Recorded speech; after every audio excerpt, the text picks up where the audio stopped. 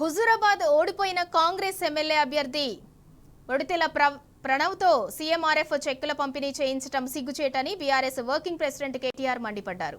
ఓడిపోయిన ఎమ్మెల్యే అభ్యర్థికి సీఎంఆర్ఎఫ్ చెక్కులు ఇవ్వటమే చట్ట విరుద్ధమని ట్వీట్ చేశారు.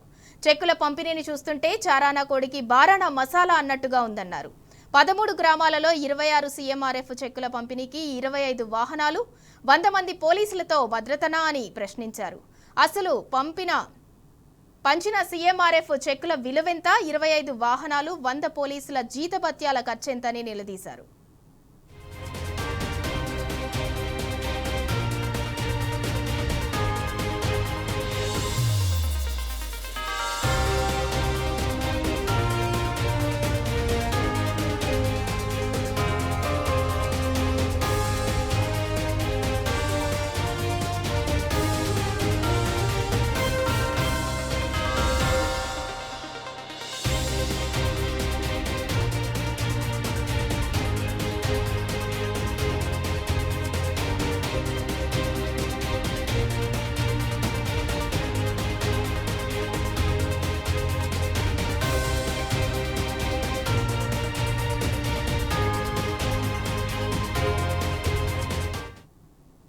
హుజూరాబాద్ ఓడిపోయిన కాంగ్రెస్ ఎమ్మెల్యే అభ్యర్థి ఒడితెల ప్రణవ్తో సీఎంఆర్ఎఫ్ చెక్కుల పంపిణీ చేయించడం సిగ్గుచేటని బీఆర్ఎస్ వర్కింగ్ ప్రెసిడెంట్ కేటీఆర్ మండిపడ్డారు.